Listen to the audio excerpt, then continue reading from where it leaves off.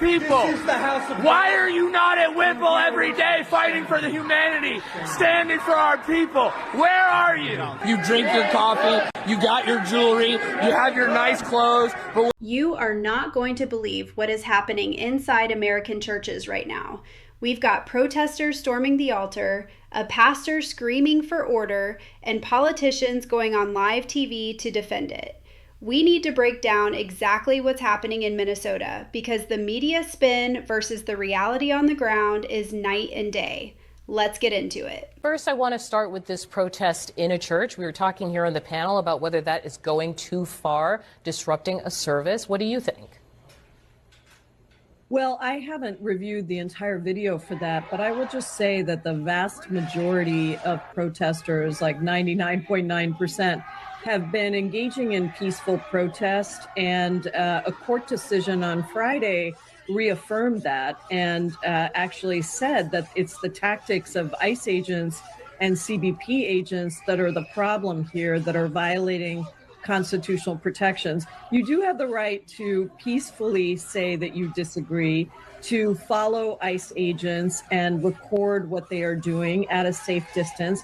And the reality is it's been ICE and CBP that's been really inflaming tensions and making people less safe rather than more safe. Okay, pause right there. Did you catch the pivot? The anchor actually asks a valid question about whether disrupting a church service goes too far. And immediately we see the classic 99% peaceful defense.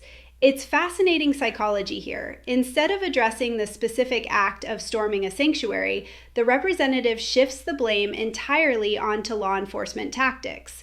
She frames the disruption as a constitutional right while framing the enforcement as the aggression. This is a crucial piece of the puzzle because it sets the narrative stage. To some leaders, there is no such thing as a sacred space anymore. Everything is a political battlefield, even a Sunday sermon. It's an attempt to normalize extreme disruption by claiming moral superiority over the authorities. But let's see what that peaceful protest actually looked like from the inside. Where are you? Where are you? Where are you? Where are your people?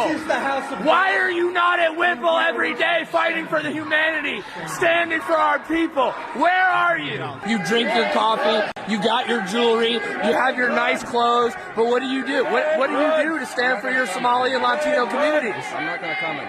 You have no comment, exactly.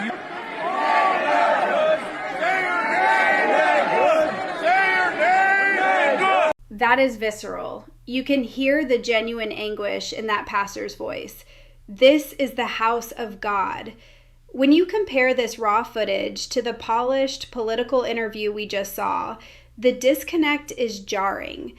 The politician sees a constitutional expression, but the people in that room see a violation of their sanctuary. Notice the protesters mocking the service, shouting down the "shame on you" with chants. This isn't just a protest, it's a total rejection of social norms. When you breach a space designed for peace and reflection with megaphones and aggression, you aren't winning hearts and minds. You're creating a deep, visceral enemy. That pastor isn't a politician. He's a community leader trying to protect his flock. And that level of disrespect is something that sticks with a community for a long, long time. And you're right, the FACE Act has been abused by administrations over the years. You're absolutely right. But when you look at what happened yesterday, you know why that law was passed, and we're going to use it for the reasons that it was meant to be used for, which is to stop this type of conduct. And again, this should not, every single American should be enraged and heartbroken at what happened yesterday in that church. People going to worship, and they are stormed by anti-law enforcement, anti-Christian rioters. And the response that you get from city leaders, today the governor just throws his hands up and says, "Oh, I've always said you should peacefully protest." That is just completely made up. You can listen to what that man has been saying for the past 3 weeks. He has not been encouraging people to peacefully protest. He's been encouraging people to do exactly what they did. And what happened yesterday is a consequence of the governor's words, period. Now here comes the legal hammer. The Deputy AG brings up the FACE Act. That's the Freedom of Access to Clinic Entrances Act. It was originally designed to protect abortion clinics, but the language protects places of worship too. This is a significant shift in strategy from the DOJ. He's explicitly calling them anti-Christian rioters. We are moving from a local public order issue to a federal civil rights issue. By framing this as an attack on the right to worship, the DOJ is signaling that they aren't going to let local DAs just catch and release these people. They are looking to make federal examples out of them. This is the government drawing a hard red line. You can scream on the sidewalk, but once you cross the threshold of the church doors, you are now facing federal time. I appreciate your 2 cents on that, Mr. Attorney General. There, some of the protesters, well, not directly, but a friend of a protester reached out and said they're concerned. How concerned should these protesters be about being charged? Well, in the age of Trump, everybody better be concerned. I mean, like I said, in the age of Trump, you got Tish James, James Comey, Jerome Powell, Mark Kelly, and the mayor of Minneapolis and the governor of, I mean, these are clearly engaged in legal activity. So I would not tell anybody, oh, don't worry about that. That's an idle threat. I believe you will be vindicated. I will believe you will get justice. But between the moment that they try to arrest you or investigate you and when you're finally set free, I think you ought to take them seriously. Look at the reframing happening here. You have the Attorney General of Minnesota and national pundits essentially arguing that enforcing the law is now a form of political persecution. They are invoking the age of Trump to suggest that any prosecution is inherently corrupt or politically motivated. It's a defensive crouch. They know the optics of storming a church are indefensible, so they have to shift the conversation to the motivator of the prosecution rather than the crime itself. It's a deflection tactic. Instead of saying, yes, storming a church is wrong, they're saying, be careful, the bad orange man is coming to get you. It completely sidesteps personal responsibility. It suggests that if you are on the right side of history, you should be immune from the consequences of your actions. And that is a dangerous precedent for any legal system.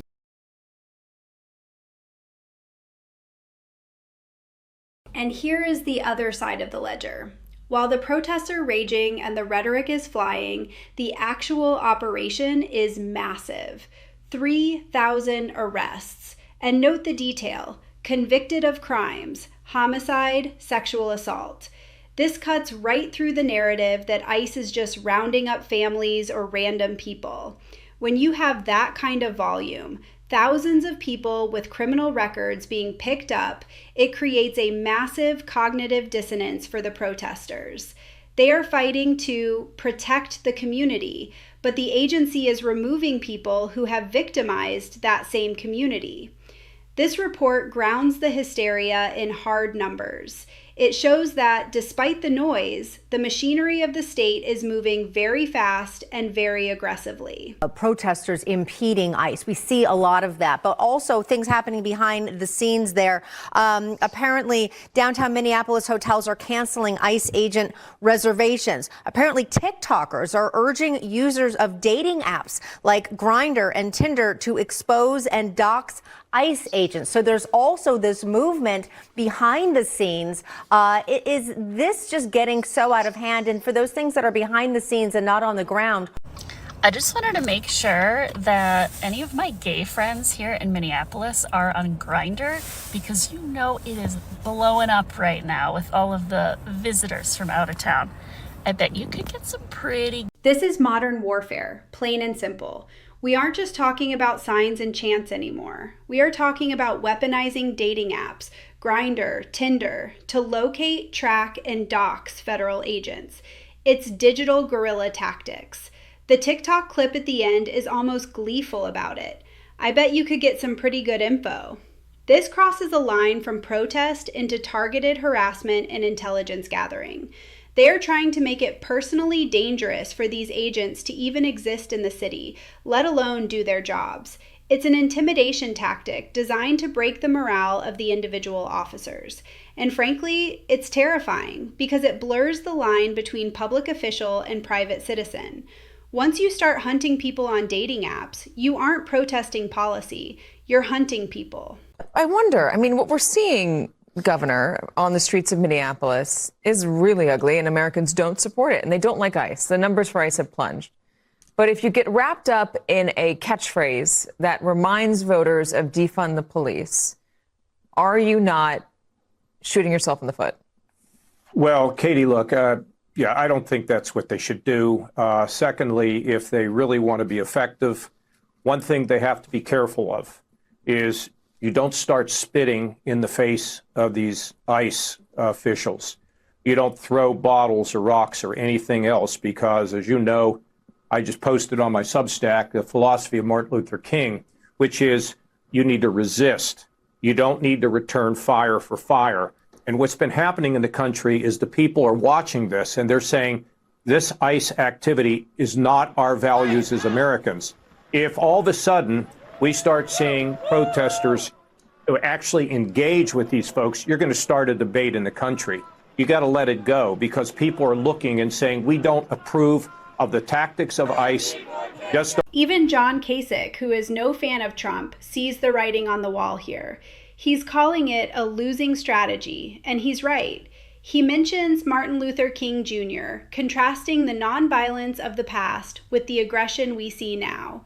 The average American watching this, watching churches get stormed, watching agents get doxed, is not going to sympathize with the resistance. They are going to recoil. Kasich is pointing out that by adopting these extreme tactics, the movement is alienating the very middle ground voters they need. Spitting in faces and throwing rocks isn't speaking truth to power. It's just violence. And politically, it's a gift to the opposition. It paints the entire left as chaotic and lawless, which is exactly the narrative the other side wants to run on. There's a bill to fund the Department of Homeland Security this week in the House of Representatives. Progressives could use the power of the purse to block funding for ICE. The Democrats' liberal base will demand that. If strong language to end these abuses and rein in these immigration agencies aren't included, then they won't have my vote on that bill. And Speaker Johnson and Republicans in the House will have to try to pass it, certainly without me. Democrats took heat last year for not standing up to President Trump. Democrats then vowed to use every tool at their disposal to challenge the administration. That pressure helped spark the government shutdown last fall. For Democrats, ICE is the new health care in 2026. Now, the House votes this week on the DHS funding bill. However, it's about the math. There are nearly 24 Democrats from swing districts who could join Republicans and vote to fund. So now the fight moves to the money, the power of the purse. Progressives are trying to hold the DHS budget hostage to stop ICE. But notice the split. The reporter mentions Democrats from swing districts who might break ranks. This is the internal civil war within the party. You have the activist base demanding a total shutdown of enforcement, and you have the moderates who know that defund the police was a political disaster and defund DHS will be even worse. They are trapped. If they fund it, their base revolts. If they defund it, they look weak on national security and crime. It's a lose-lose situation created entirely by the extreme rhetoric we saw in those earlier clips. In Maryland, Democrats go a step further. The Icebreaker Act bars ICE agents hired under Trump from ever serving as local or state police, not for misconduct, not for corruption, for the wrong employer. This is a personal attack on law enforcement. And this lawlessness, even beyond the rejection of ICE, is fanning out across the country. This final clip is the cherry on top of the absurdity. A bill to permanently ban anyone who worked for ICE under Trump from ever being a police officer in Maryland? That is a personal vendetta codified into law. It's not about conduct. It's about who signed your paycheck. It's a purge. They are trying to create a political litmus test for public service. Think about the precedent that sets. If you serve your country under an administration the state disagrees with, you are blacklisted for life? That isn't justice. That's vengeance. It shows that for some, this isn't about policy or safety anymore. It's about punishing anyone who was ever associated with the wrong side. And that is a very dark path to go down. From storming altars to weaponizing Grindr, the tactics we are seeing in Minneapolis are rewriting the rulebook on modern protest, and not for the better. It's chaotic, it's dangerous, and it's polarizing the country even further. What do you think? Is storming a church ever justified? Let me know in the comments. Don't forget to like and subscribe for more deep dives into the madness. I'll catch you in the next one.